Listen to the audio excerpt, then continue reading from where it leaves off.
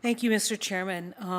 This is just so incredibly frustrating as I sit here and listen. And Senator Tester, Chairman Tester, has started these hearings with early childhood, and you can see it building and building. And as we go through each one of these steps, I think we get more and more frustrated because we don't really see a plan to change outcomes.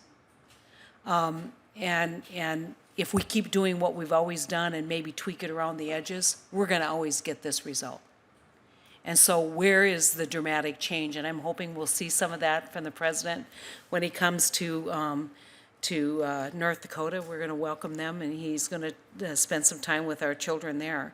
But I just want to tell a little story, and I think it's probably a story a lot of folks here know. It's about the two fishermen fishing away, and all of a sudden a baby's in the water, and they rescue the baby, and this goes on quite a bit, and pretty soon the river's full of children, and the one who is in the water rescuing the babies and handing them ashore walks away.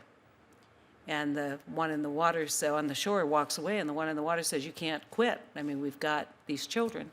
He said, "Oh, you don't understand. I'm walking upstream, stop people from throwing them in."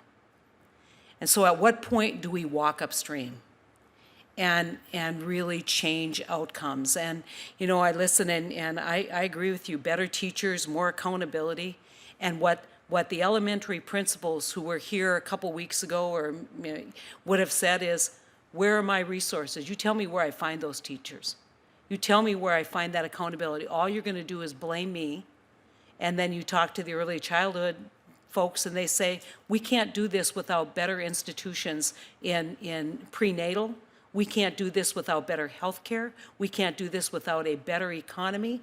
And I guess I want to just impress upon everyone who is involved in Indian education, yes, it is the way forward. But we have to recognize that instead of trying to fit all of our great ideas within programs, we ought to start thinking about what kids need.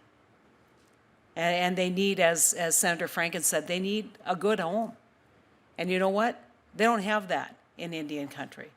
They need a family that's loving and supportive and not stressed with poverty. Guess what? A lot of them don't have that in Indian country. And so, you know, I hope that as we look at strategies on improving educational attainment for Native American children, we broaden our scope and understand that process really is unachievable unless we really do take a comprehensive community support for the change that we need.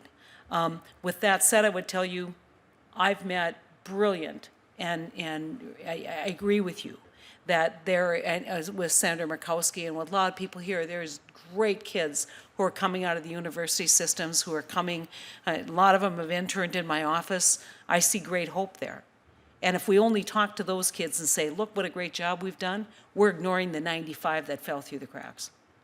And so what I really would like to ask is, what within your responsibility, how often do you have conversations about changing outcomes based on a holistic, community-wide, family-wide support?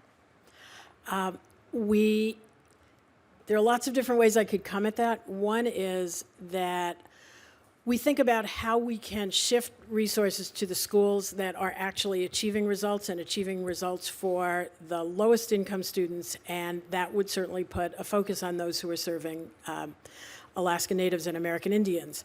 And thinking about how we can, by having the places be very clear to us who are successfully graduating them from college or making progress toward increased graduation, that we can give them more resources. These are the places that have shown us that they know how to do it, and where we can have the hope that if they have a little bit more to work with, they can do it for more students, or they can do it more consistently, or do it with less stress on the student and the families as they get to that result. So one is, as you said, to look at outcomes, but also to put something behind it so that we allocate our resources to the places doing the hardest job that we know about in American higher education, taking those people to completion.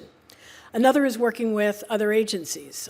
As I mentioned, these plans are not just ours alone. There are 29 federal agencies at the very least, whose work affects the opportunity and ability of Native Americans and Alaskan and Indians to have the resources from across the board, whether it's safety or healthcare or food and nutrition, or the education that you can benefit from only if you actually have those in the first place. So part of it's interagency.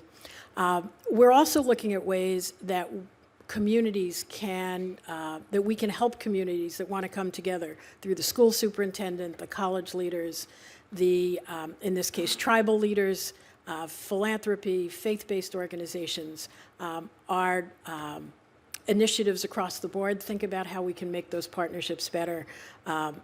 We, as an administration, are looking at how we can support those kinds of partnerships so that all the people who play a part in stronger communities and therefore in increased college success can benefit from what others are doing in other communities, from our smallest communities in rural neighborhoods to the large cities that also educate, where a number of these students are also educated. So we're trying all of those approaches: interagency, institutional rewards for the successes that we see to help move, give those places the help that they need, and helping communities learn internally from each other and then from successful community partnerships. I think you're right on track.